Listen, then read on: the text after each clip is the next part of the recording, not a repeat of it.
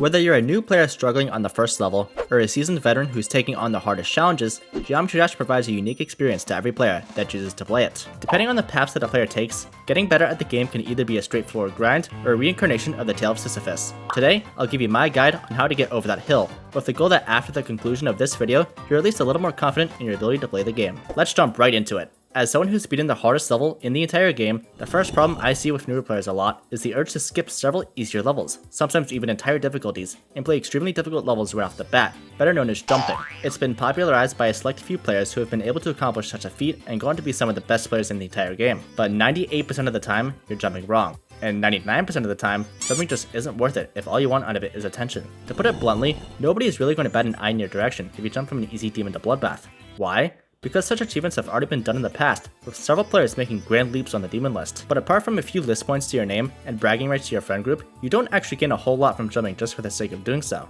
That's not to completely discourage the act entirely. As I said before, some players have gone on to be extremely good at the game after a jump. Even Zoink falls into this category, who leapt from Bloodbath all the way to Zodiac, which sat inside the top 10 at the time of its completion.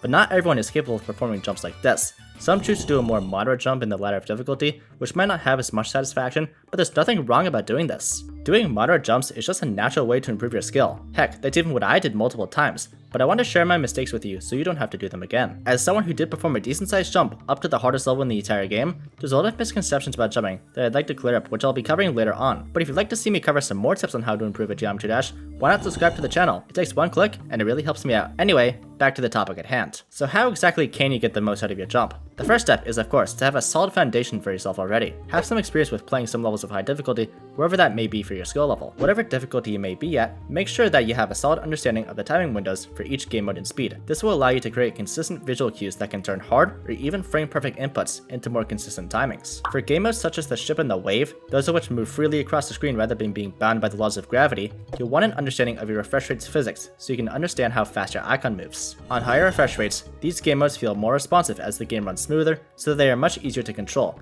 making for levels with lots of straight flight and wave control more accessible to players with higher refresh rate devices. It's this responsiveness that has carried the hardest levels of our generation, but unfortunately, you can't just buy a high refresh rate monitor and immediately be able to take on the top of the demon list. You're going to want to do some more manageable levels to help build up your muscle memory with the timing windows for each game mode at every speed. That way you have a developed visual cue on where to click, rather than just a blind guess that ultimately comes down to chance. Once you've got yourself sorted in those regards, you can better understand what skills you're more talented at than others. Ideally, you're going to want to balance your skill set so that you aren't phased by the usage of any skill that you haven't fully developed yet. While this may be refresh rate dependent, ideally, having good skills in ship and wave will help you tackle some of the harder levels, as, like I mentioned earlier, you're going to see them a lot. With that out of the way, obviously, if there's a level you want to complete, absolutely go for it. But don't overwhelm yourself. Say that goal is to complete a level way above the hardest level you've completed up to this point. Unless you've got the mental capacity to handle potential years of attempts, then you're going to benefit from playing more levels to build yourself up. Additionally, it gives you the added benefit of getting more chances to feel the adrenaline of completing a level, which is a very rewarding emotion to feel.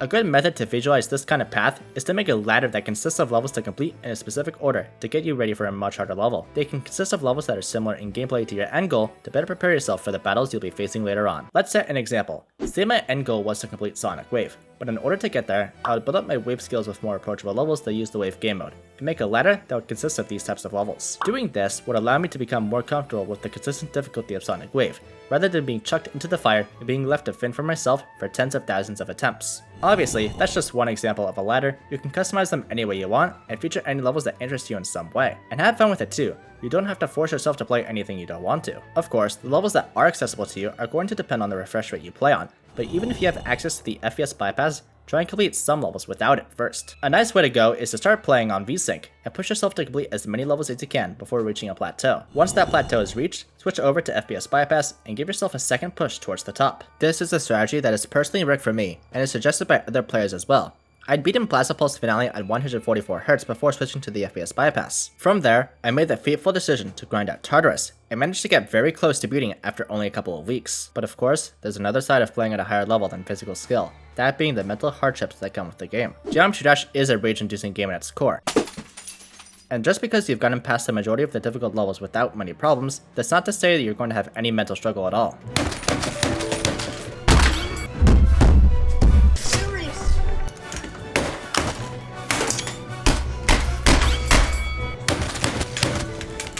Needless to say, it's still going to be a struggle, but the best you can do is become aware of how exactly improvement happens. It's not a process that's going to come in a matter of hours, or days for that matter. There are going to be some days where you don't play at the level that you want to, but rest assured that it's completely normal to have days like this. The absolute worst thing you can do to yourself is to let one bad performance dictate your mindset going forward.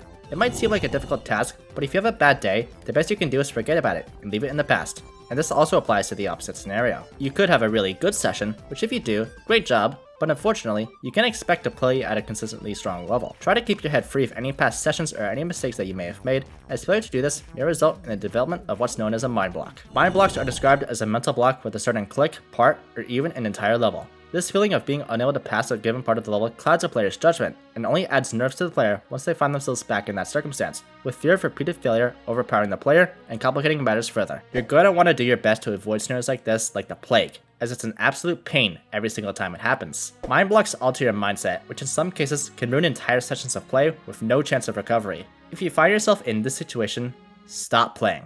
I know it sounds counterintuitive, but if nothing's going your way for a long period of time, it's likely going to stay that way. Don't force yourself into burnout by trying to push through a mind block. It's not worth it. Mind blocks can happen at any level of play, but are more common when you climb up the ladder of difficulty, or if the hardest level is bordering on the line of unbearability for the players who attempt them. If you ever make it to this point, then good luck, you're gonna need it with the current state of the list. But if that's not your final destination, then that's totally fine.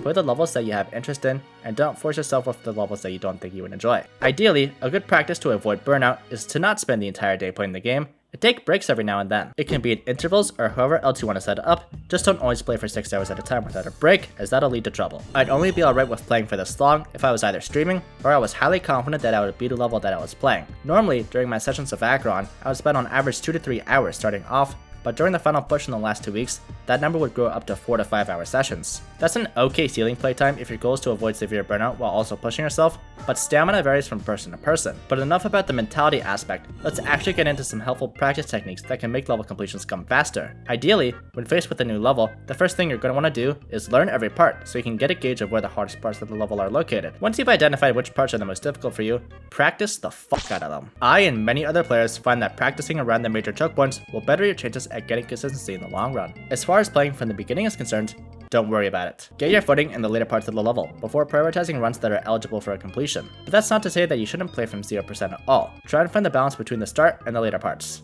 If you play from the beginning too much, you could be neglecting practice with the later parts, which could lead to a lot of deaths in the second half of the level, which could result in the development of mind blocks. But then there's also the other side of the coin, where if you over-practice the beginning, you'll have a much easier time with breaking a run past it, so your consistency with the beginning will be elevated, granting you more opportunities for far runs. Find what balance works best for you, and then go for it. Obviously, this will entirely depend on the type of level that you're playing, but generally try to play in start positions more than you play from 0%. The last thing I want to talk about is motivation. It can come and go at any moment, and a lack of motivation will only make playing the game feel like a chore and can lead to burnout very quickly. Skill, practice, and level knowledge isn't enough on its own. You want to have an outside motivator to continue playing. Maybe it's for your own satisfaction, maybe you want to be a top player one day, maybe you have a huge inspiration that you've looked up to for the entire time that you've played this game, but if there's no fire inside of you to keep going, then is there a reason to keep going? Don't take that the wrong way. If you're perfectly fine playing the game casually, then by all means, go for it. Besides, the game isn't about being competitive all the time. But as a final sign-off for you watching this, improvement in geometry doesn't always come down to how you play, but why you play. Find that reason and keep pushing your limits. Best of luck.